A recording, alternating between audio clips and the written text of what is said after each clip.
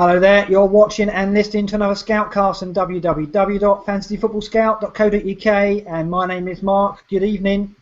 My name's Granville. Good evening. My name's John T. Good evening. My name's Tom Fenley. Good evening. Tom's with us. Yes. Now, it's strange, John T and Granville. I thought Tom had been on the Scoutcast before. I thought we dragged him on or on Skype before, but he avoided it. That's right, isn't it, Tom? You didn't actually make it last season. No, I didn't. Yeah, I wanted to keep my cards close to my chest, and I don't think I avoided it sort of, aggressively. Like, I'm not going on that, but yeah, it just didn't work out. Many would, Tom. Let's just explain. Tom Fenley is, of course, the current champion of the FBL. And he saw Luke Weston come on the show round about this time, I think. I think Luke was top of the FBL at the time. And he came on, and perhaps Luke gave a bit too much away. Tom was probably listening that night.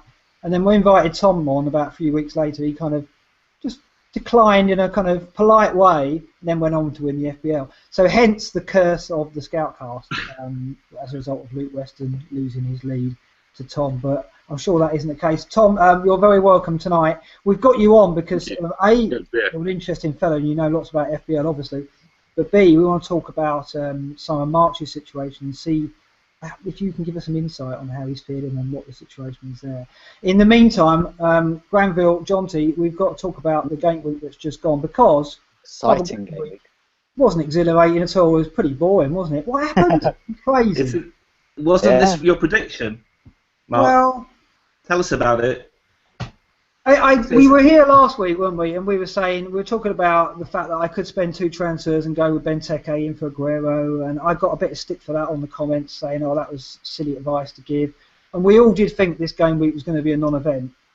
It was ridiculous as anything but. And tonight was extraordinary. Well, I think it was. I think the consensus, the sensible move was that Austin and Benteke would do well. They would at least reward those that captained them with something, probably maybe a goal. I think. I mean, I captained Austin. I didn't expect that much. I think Benteke owners must be flabbergasted that they got so much as well. And I think there were a lot of other punts around, and a lot of them didn't pay off. I think anyone who got a lot of defenders, I can't imagine anyone got Clint Hill in. They would. I think that was a bit of a waste. But obviously Phillips was the star this week because it was unexpected. I mean, he's a good player, but he's cheap and he's got all of those points today. Fantastic achievement. So I mean, I think if anyone's tuning in and got Phillips in, good on them. That's why I went with Sinclair. I thought it'd be a nice little punt there. You completely cursed him. I know. But anyway, I can't complain really. But you consider that QPR scored 7 goals with 2 away games. Is that right? Yeah. Scored 7 goals and 2 away games. And Villa score at Old Trafford. And then 3 tonight. Yeah, it's pretty remarkable. It's come off, but you buy a lottery ticket, and it is luck at the end of the day. But you need to have a ticket, don't you? That's exactly it. In the preamble on Saturday, I said that we talked about going for Benteke, and I said that no one really looked at. We looked at it as a bit of a jumble sale. I use the analogy that it was a bit of a jumble sale that you turned up, hoped to find a bargain. Everyone was back in Austin if it was anyone at all. And I said Benteke was your ticket in the tombola, and you might win some bath salts out of it. I kind of played down the fact you buy a ticket, you might win something, but even if you do win something, it's probably just going to be something small like a goal. But then, having said that, we did say last week, QPR defence worst away from home. He could go crazy, and he did just that. And what a hat trick as well, a free kick. It's just Yeah. I was a bit disappointed though in Clint Hill because I thought. I looked at the bonus and everything, and Austin had just, he nicked a bonus point, and Benteke, I thought, had scored 3 goals during the week. I thought, oh, that's enough, we don't want any more. And Clint Hill did that. I knew he was going to score from that, because it was such a needless foul to give away. He was just caught on his back foot, and then it was a great free kick there, absolutely perfectly placed. I think another real surprise this week, and I've always said captain a double game week player, even a on paper potentially a bit rubbish game week that ended up being good, but always captain a double game week player because they play twice. It's that simple. There were two good options this week, Austin and Benteke, and I couldn't believe it when I saw the captaincy in the overall and the captaincy in the top 10. There was 66% of the top 10,000 didn't captain Benteke or Austin. Yeah, but that's because it goes back to what we discussed last week, though, John. Yeah. When we were talking about getting one of those players in, you guys said, well, don't forget they've got the blank to come. So are you going to spend a transfer on a player that you thought, well, we might not get much from him, I'd have to get him out? If I hadn't already owned Austin, I would have got one of Austin or Benteke and then captained them. Yeah, right. Definitely. But I already had Austin, so I had my as did I. So it's easy for me to say, but I don't know. I can totally empathise with the situation a lot of people are in because they were looking at from the point of view we presented last week, as in, well, don't forget these guys have got a blank and they both got tough fixtures after the double game week. So you kind of see why perhaps people didn't make a move for one of them, but it's just unbelievable how they've delivered. A couple of people on the site had both. Yeah. It's unlikely you're going to have both because you think about it that most people are going to own Aguero, although arguably you should have got rid of him by now. Well, and then the other one you're always going to have is Kane. Yeah. So I really left one spot. So there was no way I was going to get Benteke in for Aguero right now. And so that's why I went for kind of a lesser player with Sinclair. I think you said that would be madness. I think if I remember last week, didn't you say Benteke in for Aguero would be madness, Granville? I don't know. I'd have to listen back. I may have done. Although I did when we were discussing captaincy, I wasn't that fussed about having Austin as captain. I think Jonty actually said, well, he's actually he's got a decent chance this week, even though he had 2 away games. But I was thinking about Kane, I have to admit.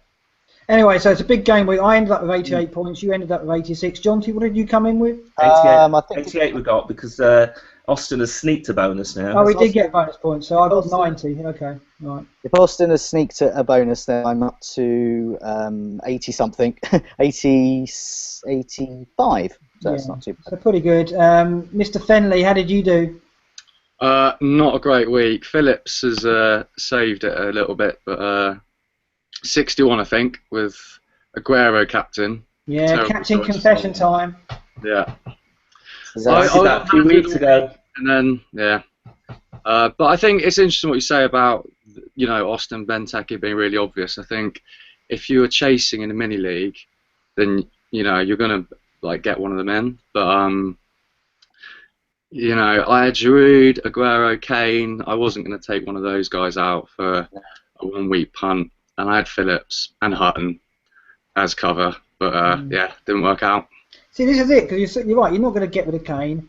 Giroud's in amazing form, you're not going to get rid of him. You got a goal. So it's down to the Aguero out for Austin or Benteke, and we discussed it last week. It's like that. Kane was such a risk, because you kind of felt that City were never going to... I always felt Palace were going to score. I thought that would draw the sting out of City. I really did think Aguero would score. And it just didn't happen for them again. And we'll talk about Aguero when we move on to all aboard in a moment. But it's been an extraordinary game week. Jonty, do you want to just discuss how the community get involved with the cast over the course of it? I mean, the easiest way is go on to have a look on our YouTube channel, and just there's a comment box at the side. Just leave some comments in there, and we'll have a look at those. You can also go on Twitter, where we're FFScout, or just on the website, which is fantasyfootballscout.co.uk, and leave some comments there. And we've got some questions already in, haven't we? So yeah. Do you want to get started with a few of those, Matt? Well, yeah. I mean, these have. Should we start with the questions for Tom, since we have Tom, an illustrious reigning champion, in with us. I mean, one of the questions from Andy85. We're going to call him because he's usually Andy85 WSM, but that's too long-winded. So we just call him Andy85. And so, yeah, question for you, Tom. Are you finding FPL harder to be interested in after winning it? The short answer is yes, but not in a bad way. I'm still interested in it, just not as interested. It's given me a chance to sort of enjoy it a bit more after last year, a bit of breathing space. Can, you know, So your take goal some punts, have a bit more is your fun. goal this year not to win it? As in, do you have a different goal? no Last year, well, obviously. if that was it. Well, no, I think you have to be realistic, don't you? I'm not going to win it again. No. But I can enjoy it still, and it makes watching the Premier League, you know, better. Granville said, you know, he'd have resigned if he wins it, and I did consider it actually, but no, it's still a good laugh, you know. Well, I think it's. Hey, I'm going to resign if I get in the top 10k. Not long.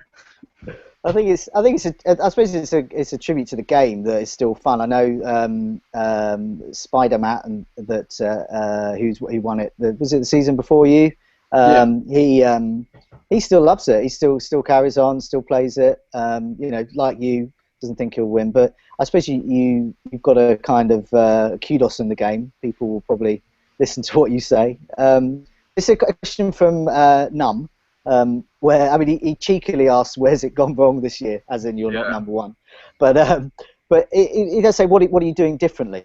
You know, you say you're doing things differently. So you taking more unusual punts. You're thinking, well, like this week, for example, captaining Aguero.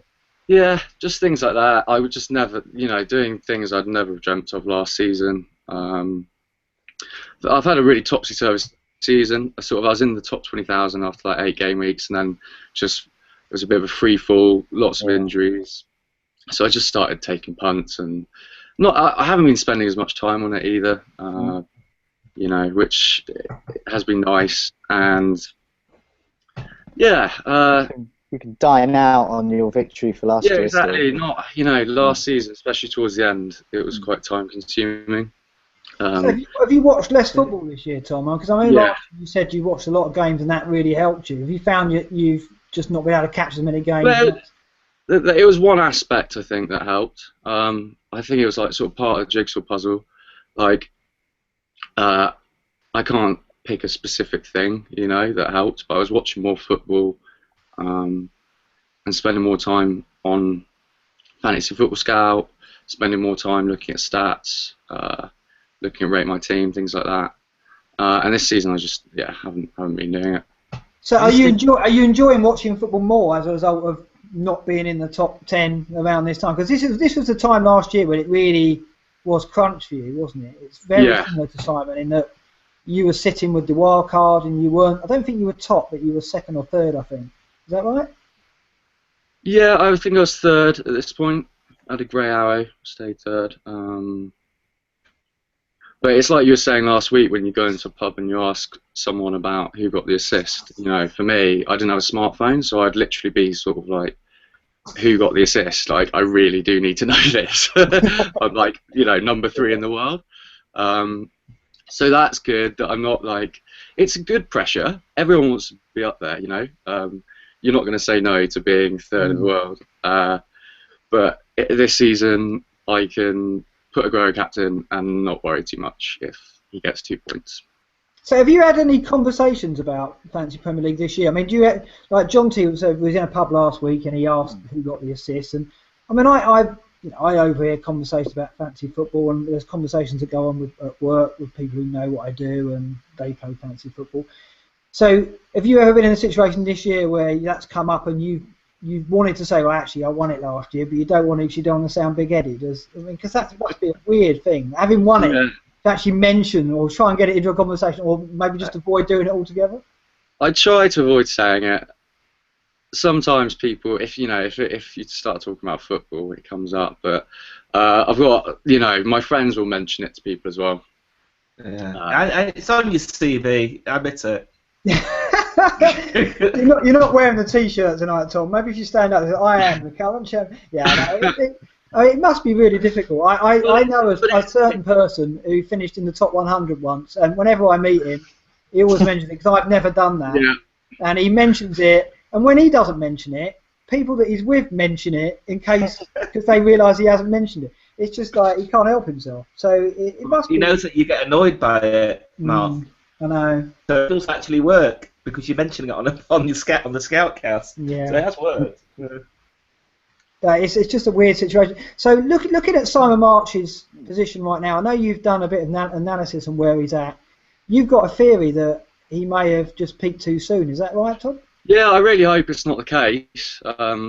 Yeah, it'd be great if you could win it. But I just think it's so hard to stay at number one. I was there for 3 weeks and, scraped through with 1 point in it. And those 3 weeks were, a lot of looking over my shoulder, like looking at the other teams, what could happen. And Borna came from nowhere with that Dzeko captaincy and, really scared me at the end. So it's just, he's sort of, the longer you're at the top, the longer someone can catch you up. That's it's like being ahead in a, you got a car behind you in your slipstream. You just, you always feel that something's gonna go past you. Not that I've ever felt that because I've never been ahead.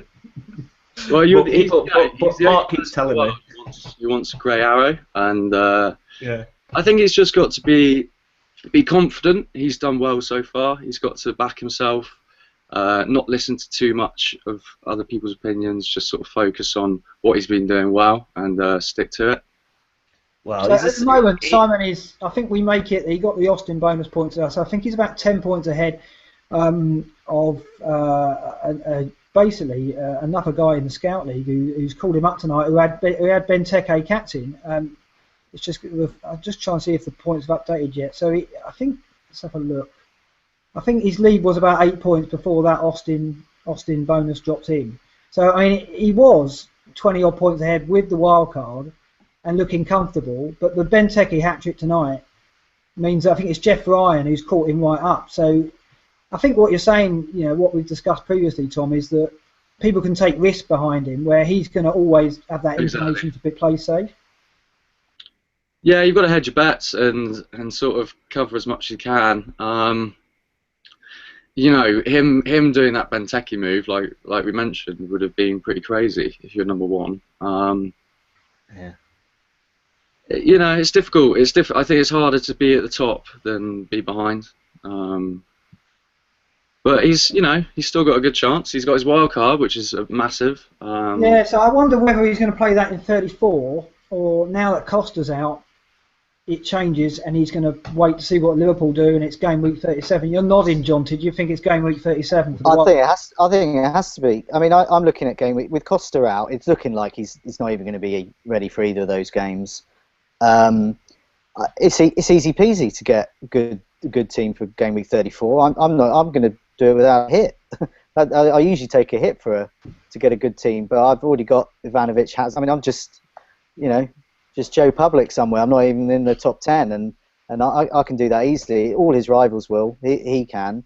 I mean, he could take some punts on Leicester players, but then he's got Leicester players to deal with.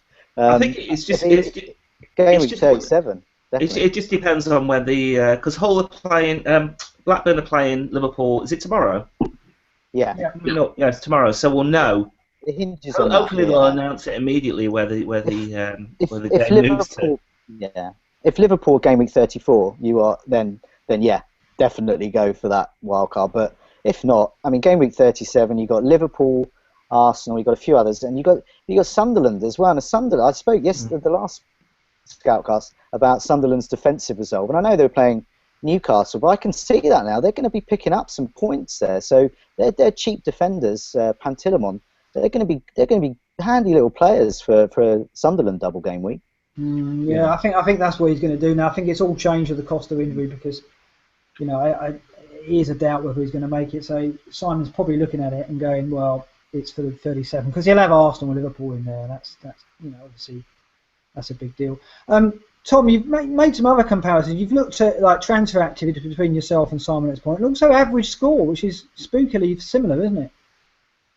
Yeah, I mean, my average is a bit higher, but I think that's because there was some really big double game weeks, and also I think it was just generally a high scoring season. But I think the key is consistency and just aiming for 65 points a week. If you get that over 38 game weeks, you'll be up near the top. Yeah, and also you mentioned that yeah, you have to kind of hit the heights quite early. I mean, you were in the top 50 by game week 12. Yeah. It was pretty similar for Simon, wasn't it? He had that game week 8 where he pushed right on. So it just seems like, yeah, you've got to break into the top 100 pretty early, and then it's all about obviously being consistent from that point on. It's there definitely seems to be a pattern there, and it would be fascinating to look back on previous winners to see that that's the same. Yeah, absolutely. We'll see if we can get hold of them. Yeah, because there does seem to be a formula to sort of getting in this position. But yeah, I mean, so John T, is there any further questions there for Tom based on? I mean, there was just something I was going to pick up on really about that he was mentioning about things he's doing this season that he didn't do last season, about things like taking risks and things. And I think as he was saying about being in that position when you are number one and you're watching over your shoulder. If that was, I mean, I'm a cautious manager anyway. If I was in that position, I'd be exceptionally cautious. I wouldn't be taking any risk. So I think the problem, if any, that Simon's got being number one is those that are coming up behind him, those that captain Benteke this week. These are the players who are getting to the, maybe 10th, 12th, getting into the top 5. They're going to be taking those risks. So I wonder, Tom, when you were just outside of being number one, was there a particular move that you made that you think was your winning move in order to clinch that number one spot, or do you think it was mistakes of others? I think it was probably a bit of both. I was pretty confident when I got into the top 200 or so, top 50, that you've got as good a chance as anyone really up there, as long as you sort of play the percentages, don't do anything too crazy, and then just edge up and do the best. Always work on the weakest link in your team. Don't look too far ahead, but don't just look at each game week. It's about a balanced team really, and being open. Being safe.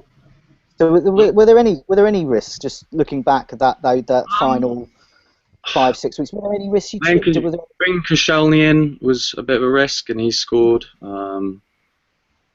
But no, I think I played it pretty safe. I don't think I did anything too crazy. I can't remember anything that really stands out.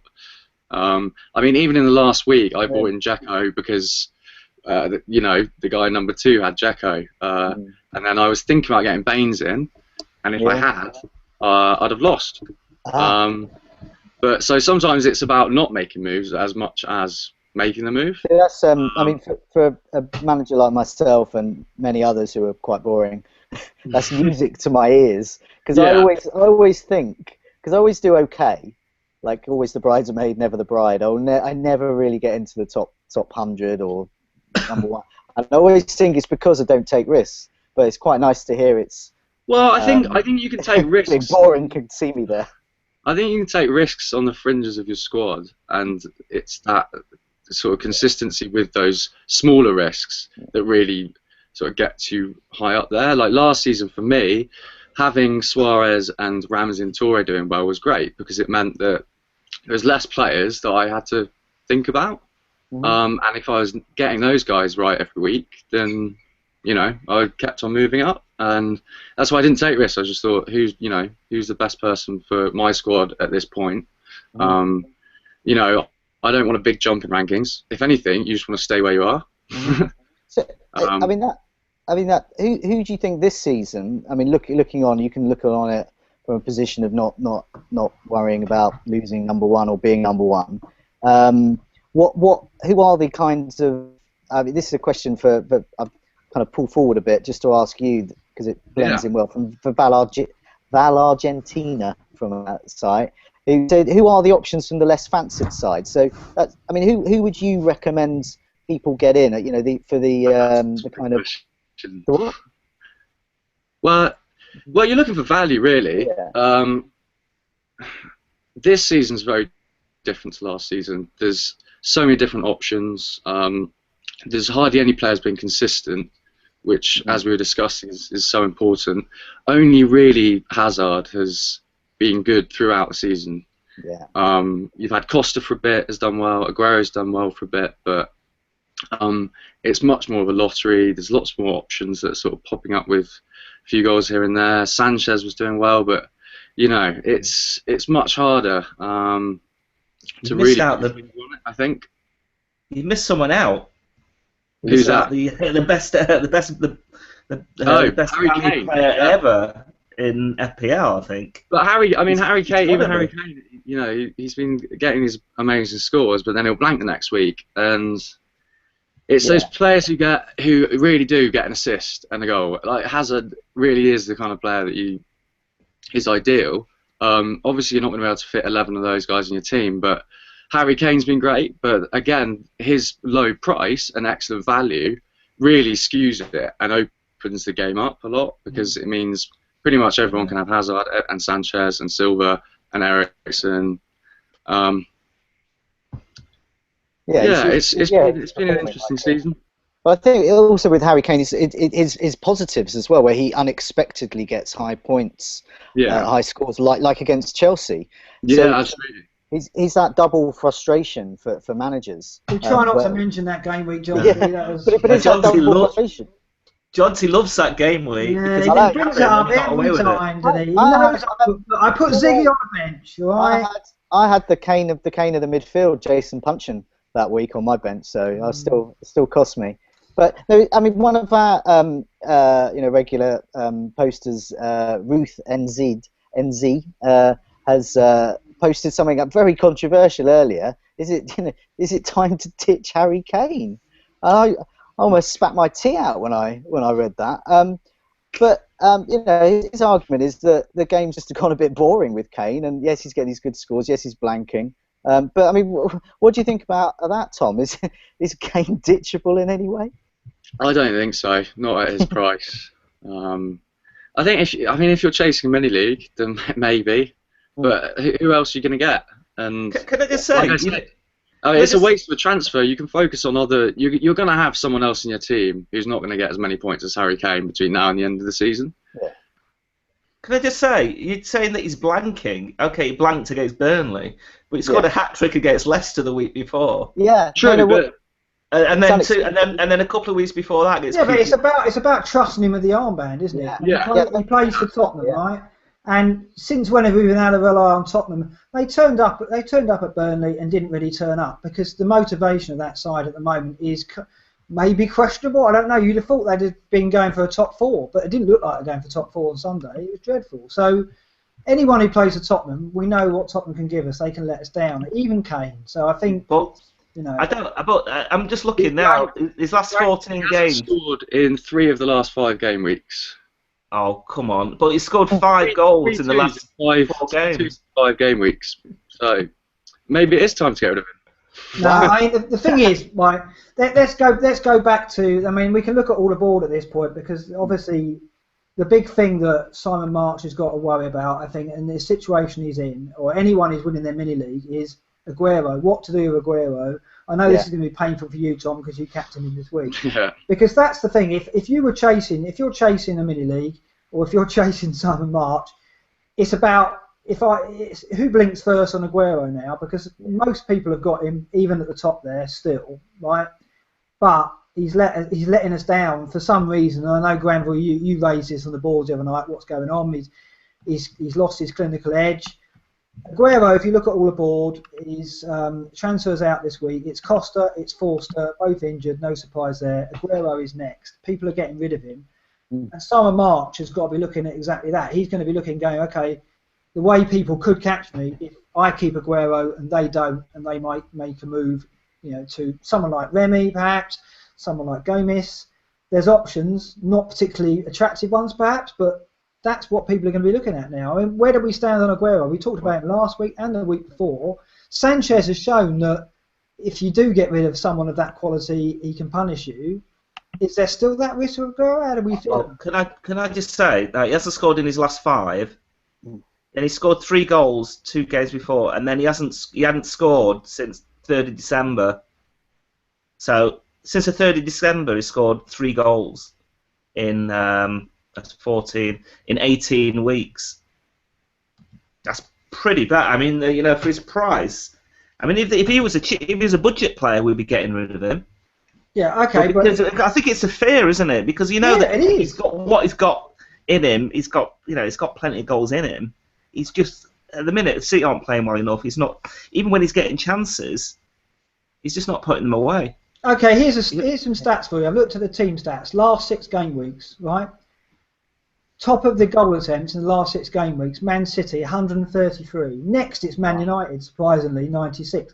But they're 37 more goal attempts in the last 6 weeks than anyone else. Now that's probably got something to do with the game where West Brom had a defender had Dawson sent off and they were all over them. Fine, but even so, that's a chance every 4 minutes more or less. They've had more shots on target than any other team in the last 6 weeks. More big chances than any other team in the last 6 weeks. City aren't playing well, but they are, if you look at stats, the team that are creating the most goal-scoring chances, and yet Aguero's struggling in that scenario. So, well, they've had Leicester, Burnley, West Brom, and Crystal Palace. So you'd expect them to dominate the ball in those games, wouldn't you? Dominate the ball, but they're creating chances, and Aguero has had opportunities. Yeah. What is going? Is it just bad luck? Or has he completely lost his form and confidence? I mean, a bit of both, I guess. Well, he's lost his accuracy. I mean, that's what it is. I mean, he's hitting bars, he's hitting posts. He's not quite getting on the ends of shots and passes. He's just lost that tiny bit, that clinical finish that Man City relied on. I mean, and going back, I mean, there's a point that one of our posters, Doolittle, made. Should we keep up, keep the proven big hitters, and by proven he means over seasons, like Aguero, or will those that ditch Aguero, will it cost them dear, as Sanchez ditches found out this week? But I think it comes down to who do you replace them with. With Sanchez, Sanchez is a very expensive Arsenal midfielder of 4 Arsenal midfielders who all could get good scores. And all 4 of those aren't even the main attraction there. Giroud is. With Man City, they've got all these goal attempts. Aguero is the main attraction. He's not delivering. Silva, if you've got Silva, then Aguero is very ditchable, I think. But it's a question of who do you replace them with. So Aguero is very expensive. So if Costa wasn't injured, I wouldn't hesitate game week 34 getting Costa in for Aguero. Wouldn't even flinch at that move. Well, we haven't got Costa. We haven't got Costa as an option. And we haven't got Sturridge as an option. Both of which have got decent fixtures. Yeah. And you still look at City and go, yeah, they're going to Old Trafford next. But then it's West Ham, Villa, and QPR at home in the next 4. It's just set up that if you sell Aguero, it's going to hurt you. And you're right. There's no like for like. There's no one at his quality, of his ability to explode that you can bring in. The other thing as well, I think because he hasn't got a missing game week like the Arsenal players, and I think we're going to end up keeping him because he's playing all the game weeks. Yeah. I mean, it's as simple as that. But when you say who do you replace him with, well, Benteke, you could have replaced him with this week, or Murray. It's just that we're obsessed with getting players of similar value. But no, looking forward, see, Benteke's now got a blank. Murray, yes. No, I think Murray, he's got 3 great fixtures coming up. Gomez, yes. I mean, there is a case. But a lot of people already have Austin, and they're looking at Austin's blank. So they're thinking, well, who do I replace Austin with? So Austin's a little bit more of a priority. Will Austin score more than Aguero? Well, he certainly won't in game week 33 because he's not even playing. So it's those choices really, and it's the way that the blank game weeks, the double game weeks have fallen, the injuries have fallen, all of these have conspired to make Aguero actually quite tricky to ditch, because last week, I think it was last week or the week before, I spoke about the need to get money, and I know Mark was saying you don't need you've got Kane, so there's money floating around, and I was saying, well, but looking to get Costa, Ivanovic, Sturridge, a lot of these players are dropping like flies, these expensive ones. So Aguero, he's performing like at the moment like a 5-6 million striker, but I don't necessarily need that extra 7 million. So I mean, it sounds crazy, but I mean, could get Murray in. I could get Murray in for Austin. I get Remy in from Austin, or Gomez. It's a lot of people in the same position. So for the moment, I think Sanchez, yes, is ditchable. I ditched him for Ramsey. Ramsey got 9 points and he costs 3 million less. So I'm happy with that. But if I ditched Aguero, well, and then he goes crazy again. It's going to hurt. Yeah. I mean, Tom, you captained him this week, so you've been stung by him massively off the back of that, I presume. So how are you feeling about it? Are you in that same boat where you think, well, there's other fish to fry? For me, I've got other things to address, and I'm not sure what made me pick him. I think the thing is with Aguero is he's been on terrible form. You can't deny that. He can't score a goal, but he's scored 4. He can score 4 goals in a game if he gets those shots on target. I think someone did a list of all. He could have had a penalty. There's always that chance, and at the moment I've got money in the bank. I don't need the money. I'm going to need to move Giroud out before he's blank. I've got Koscielny. I've got Moses that I need to get rid of. So, yeah, I think he's just going to stay there. And also, a lot of other people have him, so he's not a big issue really. I don't think. Hats off the fact you got Victor. Extra points for that. I think you get bonus, don't you, for that? Certainly around these parts you do. Okay, well, transfers out this week. Transfers in this week. Giroud is top of that again, even though he's got the blank coming. And then it's Rooney, 37,000 transfers in. I guess, Granville, you're backing Rooney for the derby at the weekend. I mean, it's all set up for him, isn't it? Yeah, you think so. I mean, he's got a good scoring record against City. I think United in good form. For the first time this season, I can honestly say that I'm quite confident. And he's a focus when he's playing up front. He's the focus of the attack. And he's on penalties. He's on free kicks. Yeah, he's good. But the thing is, we were talking before. I can't really unless I swap him for Austin, and get the money from somewhere else. I can't get him. So I'm probably looking at saving a transfer this week. The thing is with Rooney is it's City, Chelsea away, Everton away in the next 3. So it's real tough fixtures. I mean, yeah, the Everton one is a toughie really because he hasn't got a good scoring record there at all. No, Rooney's very poor against Everton. And Everton are improving as well, so that's he's got tough fixtures. I personally don't. I mean, I haven't looked at Rooney since he moved deep midfield. I know he's back up front now, but even so, it's still not enough for me. I still think that I'm not convinced by those fixtures and that run. Sanchez is third in the transfers in off the back of his 13-point return.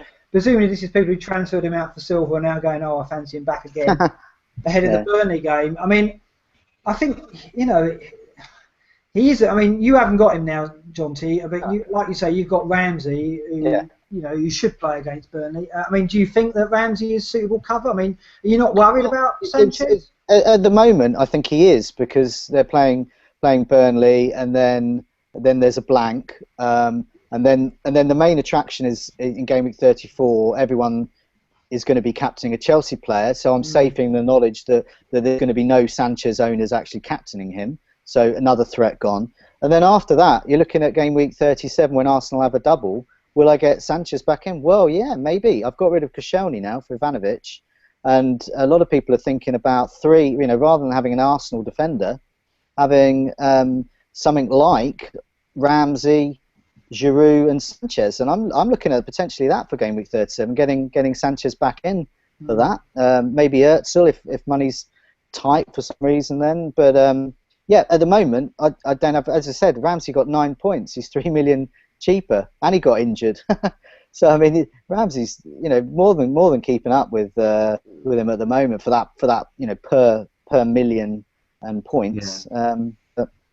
But you are right about that. You are right about Arsenal spreading all the points. Yeah, there are so many options, which makes it easier for the double game week, I guess. Yeah, but that's why it's so different to Aguero. It's Aguero. Why it's such a different proposition. Arsenal. It's like, I'll get rid of Sanchez. Well, I'll just get Özil in, or get their penalty taker. Because all of it with Man City, it's Aguero and then Silva and then nothing. No, not even Yaya Toure. Yeah, not even considering your old favourite Toure. Okay, let's look at the Scout Leagues briefly. It's hard to do because obviously the leagues haven't updated as we record this. But Simon March, we think he's top by 10 points in the world, and he's still top of the Scout League as a result. But Jeff Ryan would have gone second in the Scout League after Benteke's hat-trick, and Kev Gleave would be third. Members League, Simon will still be top of that. And then over in Ultimate, Granville, I believe you want to talk about Ultimate. Before we do, Alex Bowers is top of the the Scout League. Alex Bowers, who won the beta last year, is now 7th in the world. So he's managed to win something and then do really well the year after. He's definitely paying attention, isn't he? Yeah, he knows what he's doing. And that because we said, it's almost impossible to win 2 years running. Alex could do that. He is 77 points behind. He's got a big margin to make up, but he had a bumper game week, 103 points before tonight.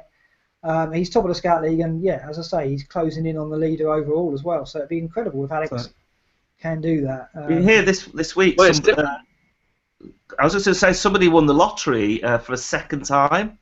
You hear about that? No, I did not. They won $1 million a couple of years ago, and then they won $1 million again this week. That's just pure. The odds were like 280 million. I thought that was an April Fool's, but maybe it wasn't. It might be. Granville's not the sharpest tool around these parts these days, so maybe he fell for that one. I don't know. No, it's not. No, I'm sure that is ridiculous. I mean, but Alex is on to kind of replicate that. It's just, he's got the secret in that game. It's just incredible, isn't it? But Granville, you wanted to talk about Ultimate because you're doing all right in it, aren't you? Apparently. Because I'm beating you. Right. That's the reason. That's the only reason I was going to mention. You had a big game week, didn't you? I got 104. Let me check. I got about 114. It could have been more because I made a few booms with my transfers. 111 I've got, I think. You got Austin in, didn't you, on loan? Smart. Yeah. Move. You didn't do that? I thought it was the obvious move. No, You didn't get Benteke neither. No, 63 you scored, Mar. That's very disappointing. Yeah, before tonight. Yeah, poor. So I lost a lot of ground in that. Sky game. We had Kevin Anderson on last week, and he dropped to 4th before the Scoutcast. Look at this though. The Scoutcast does its magic. Forget this curse business. He's back on top of the world. He's 9 points ahead. 4 points ahead of Graham Bell before tonight.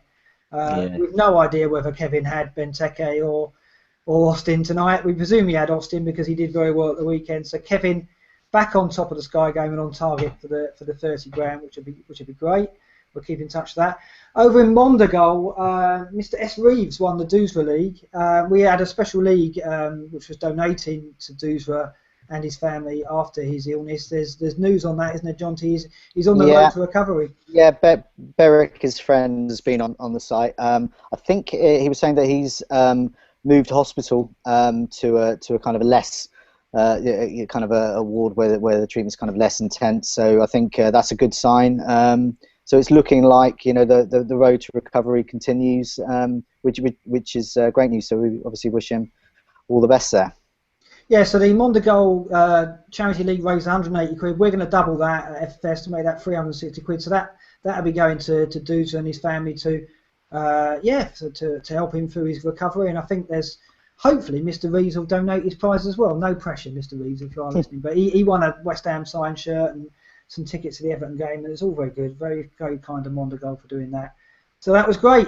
Weekend preview, Granville. Have you had a look at these fixtures already? There's obviously, I don't want to talk about Man City, Man United anymore. I guess you haven't picked that out for a clean sheet. No. But you picked some more, I imagine. I have done. Let me just bring them up.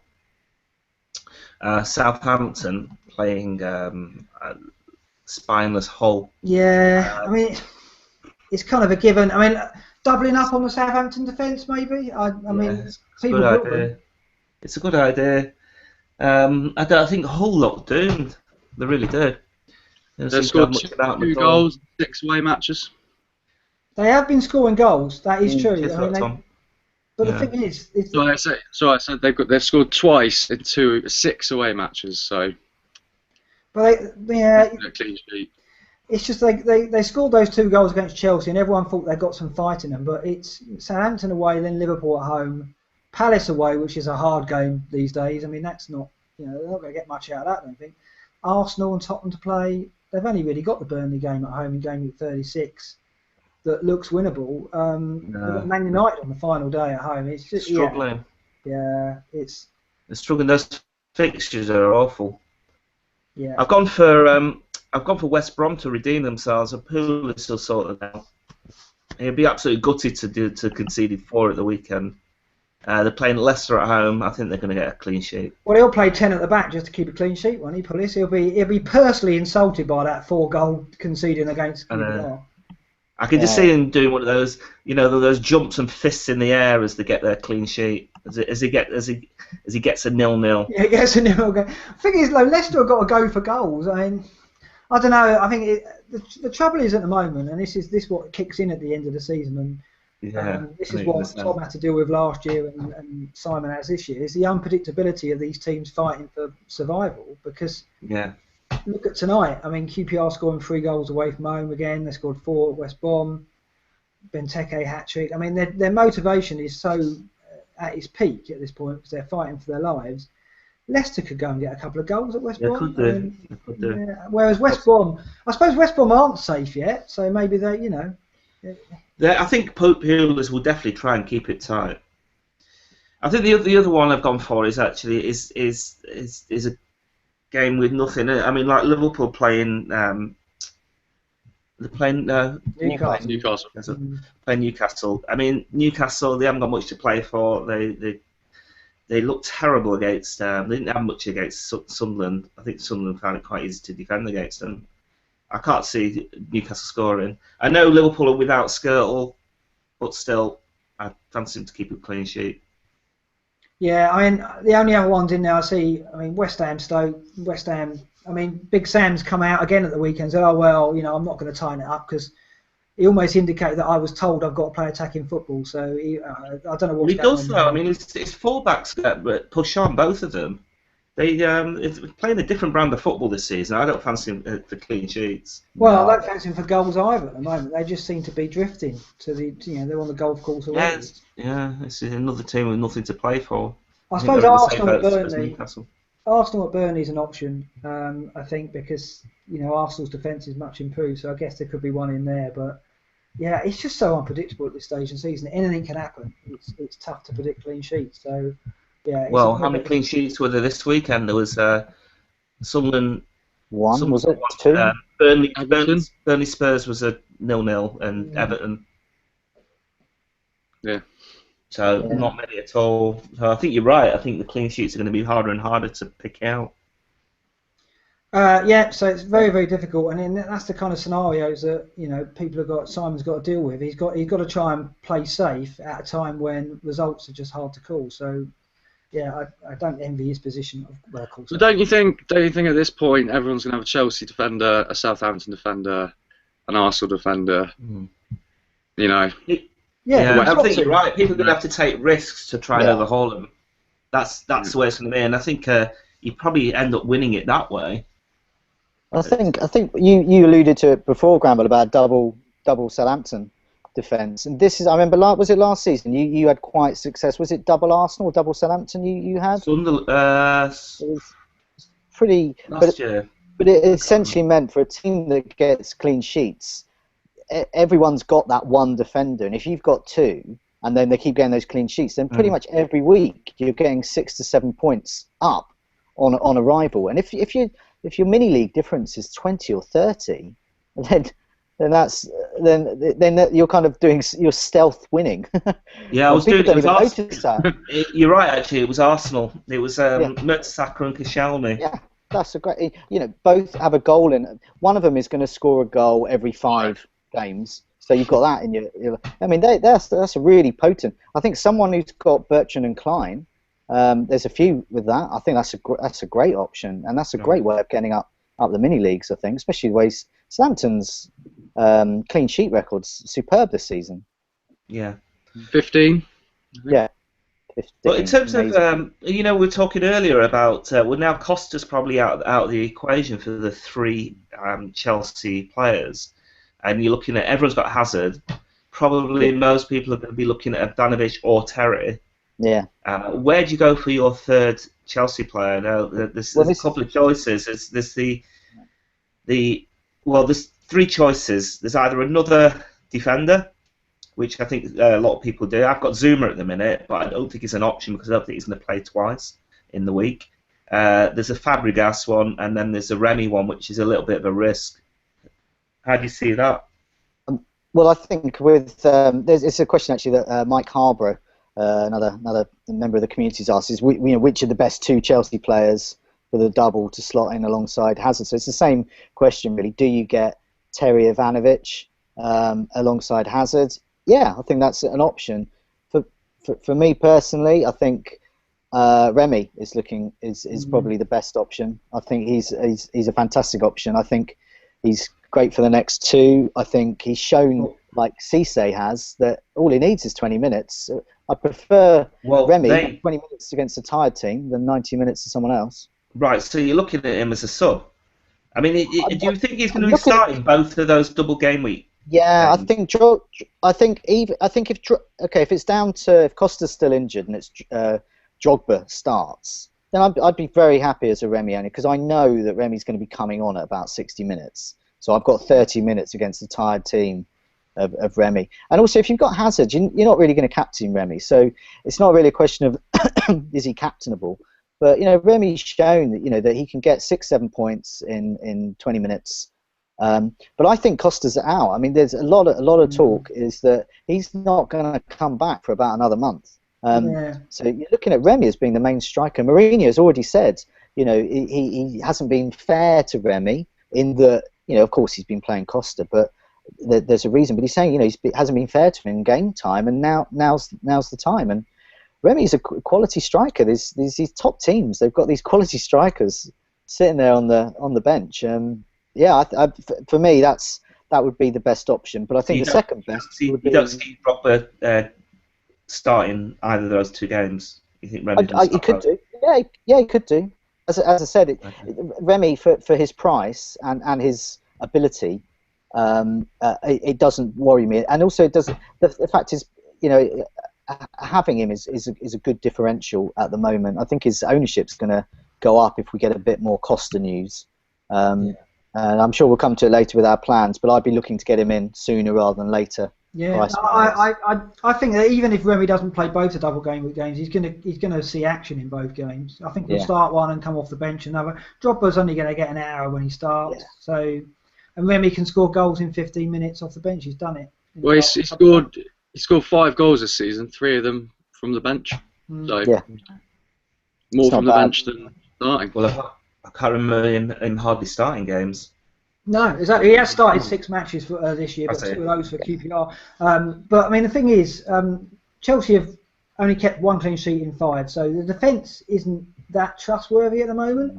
So although doubling up on defence looks an option, I don't know. I mean, the fixtures, they're up against teams in that run-in where, Man United, Arsenal, Leicester away. Leicester could score. I mean, they did to Man United and they're fighting for their lives. Palace at home, Liverpool at home. These are teams that can score against Chelsea. So there's a bit of attacking threat, though. Yeah, that's the thing. With Terry and Cahill, and you've got attacking threat, and Ivanovic, obviously, you've got attacking threat, so you can get more than a clean sheet out of them. Yeah, definitely.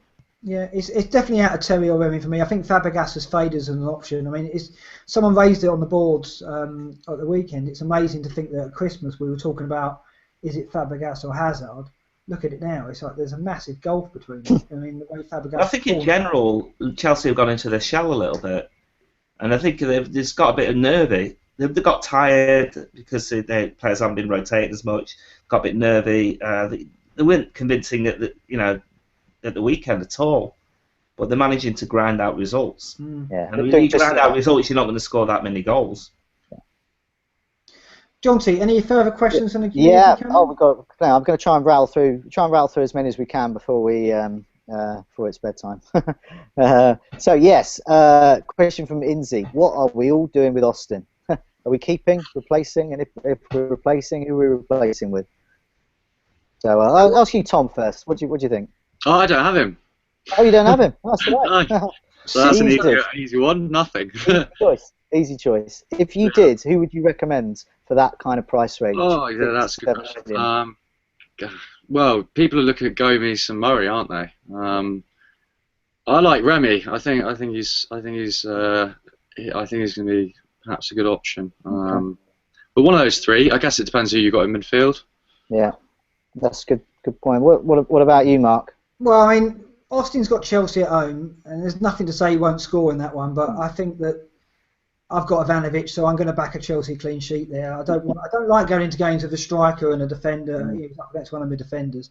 So I'm probably going to get rid of Austin, and it's going to be simple. It's going to be Remy. I just think that, like I've said, Chelsea, I think, will have to score goals to win matches. I don't think they're going to be able to grind out 1-0 wins. I don't see it. If they do, well, I've got Ivanovic, so that's great. But I think that having Remy up front is the best option. I think Murray has got legs. I mean, Sunderland away, West Brom at home, Hull at home, and he's got 5 goals in 5. Great form. And he's on penalties. Yeah, so I think Murray's a great option. Gomez is a bit of a loose cannon, but we kind of tipped him. We put him in the differentials this week, and he delivered. He's got Everton, Leicester, Newcastle, so he's got the fixtures. But I just think Remy is the straightforward option for me. Is he a straight swap? I can do that. Yeah, I can just about afford. I can exactly afford Austin out, Remy in, which is exactly what my transfer is going to be. Yeah, and Granville, what are you doing with Austin? Keeping, ditching? Well, I've got. I don't think I can swap him for Remy. I haven't looked actually at the minute. But the thing is, I can't do it anyway because I've got 3 Chelsea, and that includes Zuma. So Zuma has to go, which is the reason I'm probably going to save my transfer this week.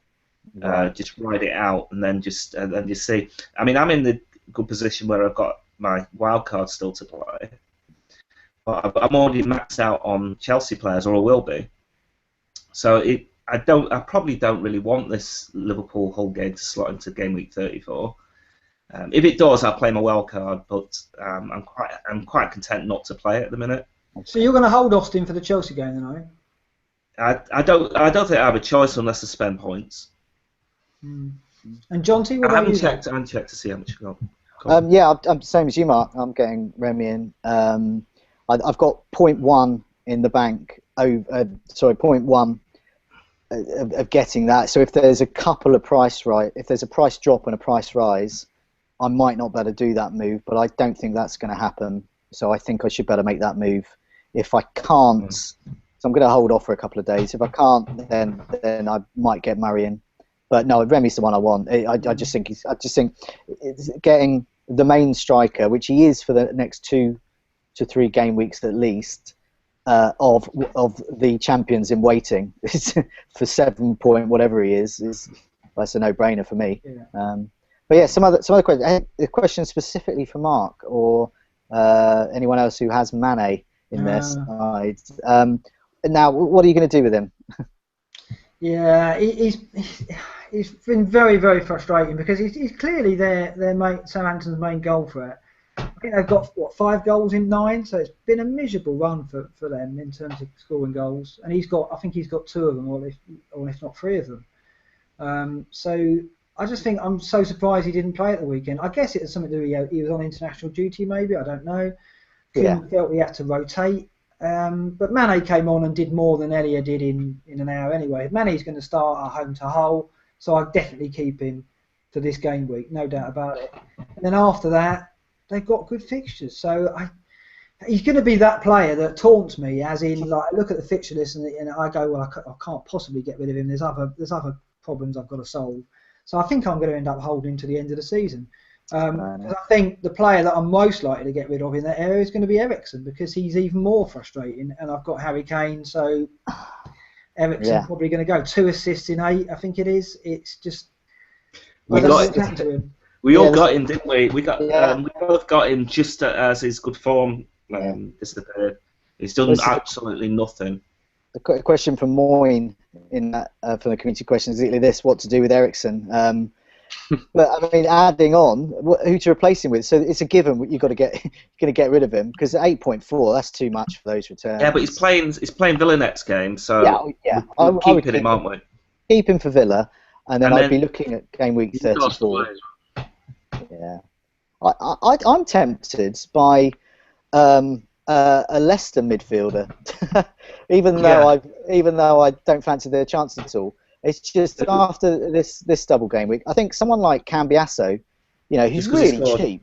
No, because he's really cheap as well, and I think a rule with double game week should always be don't get in a player that you don't want to keep. Now you might think, why on earth would you want Cambiasso? Well, Cambiasso is so cheap; he'd be my bench fodder that plays and scores the occasional. Well, I did this with Sinclair this week, Jonty, and it didn't work out, did it? I did this same thing with Sinclair. I thought, he's going to be my bench fodder, 5.2. That was injury. That was But Cambiasso also gets rotated as well, doesn't it? Yeah, I can't see Cambiasso having the legs for those 2 games. That's the only but thing. I just think if you're gonna get rid of Eriksen, and especially with that blank, and you've got to focus on Chelsea for the double game week, it's a question of if I need the money, which I might not need in game week 34 now. Costa's out. But yeah, I mean, I might actually keep him and hold him, and then I'd be using that slot as a Liverpool or an Arsenal midfielder. I mean, that's probably the realistic scenario with Eriksen. But it's pretty galling, isn't it? Having him for another 3 weeks at these 3 points, and it's that price. It's almost offensive. I think in midfield you're looking at immediate in the short term punch as an option. Already having given the fixtures. And then, there is a Liverpool option. There's Sterling or Coutinho, which is very close. It really depends on Sturridge's fitness there. And the other one, I suppose, is a dullard option, is Sigurdsson because of the fixtures. Yeah.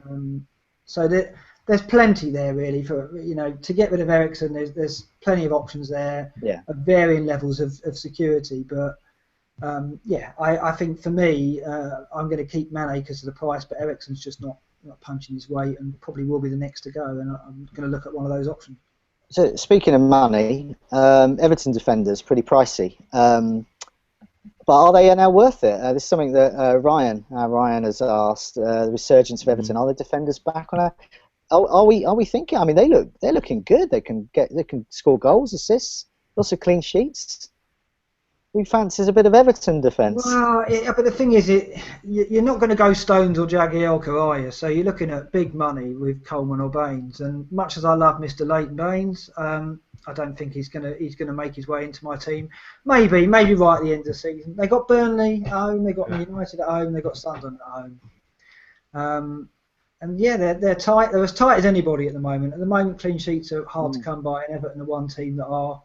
I think they've got 3 in the last 6, which is probably the best record around at the moment because it's just the way it is. But I just think if you're going to do it, Jagielka, for all his bonus points, he's just so unfashionable, isn't he? And he's done well this year, to be fair. But, you see, Demi had him this week on the bench. Right. First sub he came on for Tongan. Brilliant. 15 points. There you go. Yeah, I don't know what Jagielka's got to do to make him a fancy asset, but I suppose when he's in the same team as Coleman or Baines, he's never going to get recognised, no matter what price he gets. I had Coleman in my scout picks this week because I just fancied a clean sheet and the off chance for the goal and prove right. I'd probably in my scout picks, while the fixtures are good for Everton, I'm probably going to have an Everton defender in their most weeks. I think because. I think they're worth a go. I think if you're chasing, these are the kinds of players. I mean, as you said with Demi, so he's getting 15 points from Jagielka. The most unfashionable player ever conceived. Well, it's like that's why I didn't start him. Yeah, Tim Howard's the same. He's a good goalkeeper, but no one ever buys him fancy. And Jagielka's the same as well. No, I agree with that. It's great. This is a good one from the Light Knight. Good question here. What jump in rank are you aiming for by the end of the season? So I'll go with Tom on this one. With your top 10,000 finish would be great. Right. I think that would be a perfectly adequate defence of the title. Yeah. Good, and Mark, whereabouts do you reckon you are now? Are you top hundreds yet? Well, I was 174 tonight. Before tonight, I think I probably held that or around that. With Austin's cheeky bonus. I don't know, it depends how many around we've got Benteke. I reckon I'm going to be still in the top 200 after tonight. I've got to go for 100. I've got to break the 100 and shut a certain person up at last, basically. So, I've got to do it. That's what I'm aiming for. But how do I break that? I don't know. I think I've still carrying these 2 transfers week to week. So it's how I use those 2 transfers. You did your transfer this week was Guzan, but you didn't mention him in last week's podcast. I'm sure you said you were getting rid of Bellerin for Norton. Yeah, I was going to go Bellerin to Norton. I changed my mind because I was convinced that Bellerin was going to play, and I just felt that Liverpool might struggle to score. I didn't see Bellerin's goal coming, obviously. It worked out, and you didn't see Norton's injury. No, so it worked out brilliantly. Luck, total luck. I am having a run of luck at the moment. There's no doubt about it. Whether I can use that luck and ride it into the top 100, that's the ambition. I'll ask Granville that as well, but I'll kind of put another question in with it as well, because it's from Fiona B. Granville. It says, "What is your plan for the great comeback?" So, what's your realistic aim, and how are you going to get there? Oh, listen, right. I decided 2 weeks ago that Mark was out of reach. Right. I'd thrown away so many points trying to chase him. I mean, that the last straw was really not captaining Kane in that double game week, and that killed me. So I just decided I'm just going to cut my losses and just accept that that I'm not going to beat Mark this year, and I'm just going to look for the best rank I can get, and that's why I've got. I'm not bothered. I'm going to get Schlupp, for instance, because it doesn't make any difference if Mark's got him. I'm just going to get him and just try and get the best score I can. Okay. So what's your rank at the moment, Granville? It was 21,000. So I'm 27 points within the top 10,000 when I last looked at the Gargatron. I'm trying to run it here, but it's not running. It might be less now because of Austin. Because of the Austin goal tonight. To cheer you up, Granville, a reminder that I finished 192,000 around that mark last year. So I had such a dreadful season. That obviously my worst season ever. That was just awful. So yeah, I mean, you're having a well above average season, even though, I mean, the standard in the Contributors League this season has been ridiculous, hasn't it, Jonty? It's just been. Yeah, I mean, I have no realistic aim of winning the Contributors League because we've got you and Green Windmill at the top there. Green Windmill in first, and I don't have any. I'm just happy to truck along where I am there, and I'd like to be in the top 1,000. I'd like to finish in the top 1,000. Every season I can do better than I did last year. I got about 800 or so last year, which I was very pleased with. So yeah, if I can beat that, great. But yeah, top 1,000 would. It's difficult to make headway, isn't it now? Yes. It's so difficult to make headway. There's unpredictable things happening, and also because of the doubles and the blanks, you end up not having that many choices. Yeah. So you end up with similar teams. Well, this leads on to the next question that's asked by Badger. How do you get yourself out of a rut? I mean, I've moved a few hundred places in the last 10 game weeks. I'm just not.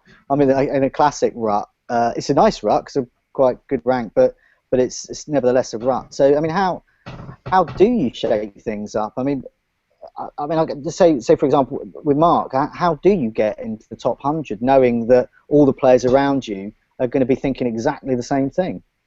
I think I've got to do something out of the ordinary with the captaincy once or twice between now and the end of the season. How I time that, I don't know. I'm looking at it this week, and I'm not going to give too much away. Because Tom and I are actually working on an article at the moment together, a new article which we're writing. Mainly one we're going to run next season, but I think it's effectively taking that risk at the right time. And everyone has these thoughts. Everyone goes, right, this is the maverick move, if you like. And we talked about Benteke in last week, and but at the same time we talked about also getting rid of Sanchez. That was possibly the maverick move. This going into the last weekend was get rid of Sanchez, get someone like Silva in, or risk in midfield. So everyone comes up with these moves that just goes, well, this is the thing to do. If I'm going to bridge a gap, I've got to be brave and do this. It's timing when you go with that decision. It's very difficult. So I think looking at the game weeks between now and the end of the season, I've got to look at which is the right game week to make that risk. And the one coming up is one, actually. I'm looking at 1 or 2 scenarios where, just to make it interesting, I can take a risk. And it's calculating what is the cost of doing that as well. In a game week where the obvious captain choice could get a massive haul, you're not going to take a risk. But in a game week where you think, that could work out. Are you thinking of this game week because the 2 standout captaincy choices are probably Kane and Hazard? You own both of them. So if either of them does well, you're getting those points. You're missing out on the double points. Yeah. So is that a typical week to do that maverick move? I think so, and I think that Tottenham are playing Villa. That's not going to be an easy game in the scenario that Villa are in. And Kane has let us down a few times. It is Tottenham. A lot of people are going to go with Kane, or they're going to go Hazard at QPR. And again, Chelsea are going to QPR, who are fighting for their lives. So anything could happen there. And the option I'm looking at is if Sanchez plays, he's at Burnley, and the way Arsenal are playing at the moment, and Sanchez can explode. So, and I know that a lot of players around me have sold Sanchez on because I've jumped this week because I kept Sanchez and I got those 13 points. That's given me this jump, as well as Austin. It is Sanchez as well. You know, so I think captaining him could be an ideal, but I don't know. We'll have to see. See that? Are we absolutely sure that he's going to start? Well, this is it. You don't know, and that's why a lot of people aren't going to back him. For me, I think Wenger plays him in the league games and he'll rest him in the cup against Reading. He doesn't need him against Reading. He can play Walcott. He can play Welbeck. I think he'll play him at Burnley. You would have seen Man City fall at Burnley 1-0. He's not going to do that. So. Yeah, you might be right, actually. There you go. But yeah, it's about timing that Maverick move. I was surprised you said that because I would have thought you might have said Remy captain. Because if I was being a Maverick this week, that's the move I would make because his ownership's still going to be really low in the top 100, top 10,000, and there's still a lot with Sanchez. And he's still, if you look at the top 10,000 each week, there's still quite a few that captain Sanchez with Burnley. But that's what I would have thought. But no, I think yeah. I mean, I think obviously if Sanchez does well and Kane doesn't, then that's a huge leap, absolutely huge leap. But well, Sanchez has got 30% ownership. He's not, he's not a differential by any means. No, but I mean, people are getting him in. I think people did sell him, but he's third on the transfers in this week, so people are getting him in again. I don't know. I just think he's not going to be a popular captain choice. But we had it earlier in the season where I think you said, why isn't Sanchez so? Why is he so low on the captain poll? And he's low again. I think it's 7th or 8th place, and yet. There's no doubt. I think that Arsenal are going to get a couple of goals at Burnley for me, the way they're playing at the moment. So, it's finding the Arsenal players who are going to get the goals. Other than Giroud, you just can't be sure. No. But yeah, I think it's reasonable. Although I think the best move in hindsight would have been to get Benteke in this week, of course. Now you tell me, Graham. With hindsight, you're the one who told us. You were sitting there a week ago going, that was madness. Jonty, I think one more before we clock off for the evening. Yeah, well, this is one. What an opportunity to give a plug to the FFS UEFA group and their Cricket World Cup, which is a team event that a lot of the community are involved in. It takes a lot of organising, and there's been some huge scores. The kind of team that we're in, called Sri Lanka, we had a very tough week up against New Zealand, and it looks like they've beaten us. Really? What? But the question is from one of our team, Andy, 85. It's a question to Mark. It says, "Will you submit your World Cup team on time to the organisers so this week?" Just to explain, we had to explain on this, yeah. Well, we had till midnight on Friday, didn't we? I think. Yeah. So I got a text off Luke going, "Get your team in before midnight." So at 11 o'clock, I got out of bed on Friday night. Okay. I said to the missus, I said, she goes, "What are you doing?" I said, "I've got to get up. I've just got a text. I've got to send an email." So I got out of bed, picked my team. Well, I had my team picked. I emailed him and said, "Here's my team." I woke up on Saturday morning. So it's too late. I wasn't picked. Oh no! So you were on the bench as well, because you're in this team with us as well. So you were on the bench as well. Yeah. No, I'm looking at it now, and he wasn't. You were on the bench. I was on the bench. Yeah. So Tom and I were on the bench. So there they are. Luke is the manager of Sri Lanka. He leaves the FBL champion on the bench. I knew I'd be benched though. Well, that was the right move because fair enough. Tom Bottom scored. But you shouldn't have been on the bench, Mark. Well, you had a good score, Mark. So, but he made a guess at my team, and he was pretty close with my team. The only thing he didn't get was he didn't have Bellerin in the team, which ended up being the. Yeah, I don't know. I thought I made the deadline, and I woke up Saturday morning and found that I was in the pavilion. I'm in Team India, and the manager managed to bench 2 big scores. Like someone who got 90, someone got 86. Blimey. We've had an inquest, and I think it was a bit disappointing. But yeah, I just wanted to mention this because they do a lot of organising on it, and also some absolutely huge scores. It shows how tough these competitions are within the community, with the Scout Cup as well. It's getting to the stage now. It's really tough to progress, they're tough, these community competitions. Yeah, there's a lot. The standard is really high out there. But yeah, I mean the FFS UEFA stuff is brilliant. I mean really enjoying being part of that again, and hopefully I'll be in the batting lineup. Yeah, we should do. Make sure you get it in time. Yeah, thanks so much, John, for those questions. Thanks to the community members who contributed those. So we'll just round off with our transfer. I've said mine already. I'm not going to say any more. It's Austin out and Remy in for me. Whether I captain him or Sanchez or whether I play safe, we'll have to see. More in the preamble on that. John T, what you got planned? You got Remy coming in as well. Yeah, same move. I saw Norton's injury. That's a pain. So I was thinking Norton out, but I've got three good defenders who are playing. So yeah, Remy in hopefully, and may captain him, but I probably chicken out of that because I'm a bit dull. And Granville, what you got up your sleeve? I told you before. I have to save my transfer because even though I can actually afford Remy now, but because I've already got 3 Chelsea players, I can't do the transfer. So I'm going to sit on Austin and just hope fate conspires to let me have an Austin goal and to hurt you sellers. And Mr. Fenley? I think it'll be Sigurdsson or maybe Punchin for Moses, and then Remy in for Giroud next week, I'd expect. Can't believe you're getting rid of Victor. He's got to go. How long have you had him, Tom? Was it a valiant couple of weeks? Was it? He's been sitting on the bench a lot. Are you not going to consider Cambiasso or Mahrez? I've got enough money for better players, so yeah. Are there any better players at Leicester?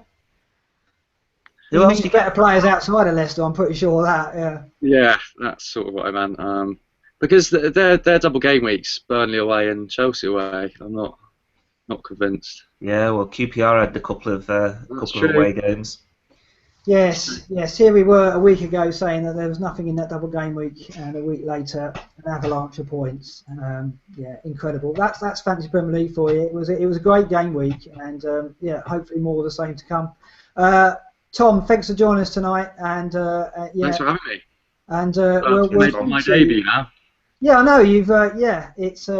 I couldn't believe we didn't drag you on before, but it's good to see you again. And also, we'll try and get you on at the end of the season if Simon does pull this off and win this, or indeed is if any of the other members of the Scout League win the FPL. There's a few up there now. We'll get you on at the end of the season to be like a Miss World scenario where you can handing it over the new champion, yeah, and you can do a little speech about saving the world together. John T, thanks for joining us. Thanks for getting those questions together, and good luck for the game week. And hopefully, I'll be in the batting lineup with you this coming week. Yes, that'll be good. It's been a pleasure as always. Yeah, I can't believe no one's mentioned Buzz Lightyear on your ceiling. No. Yeah, I know. Maybe every week I'll have a character behind me to. I was going to put Christian Benteke's face on it, but I didn't have time to sort that out. But yeah, that's courtesy of my son Billy there. Yeah, good old Buzz. Thanks very much for joining us tonight, guys. It's a good night for me. Good night. Good night. Good night. Good night, all. Thanks very much.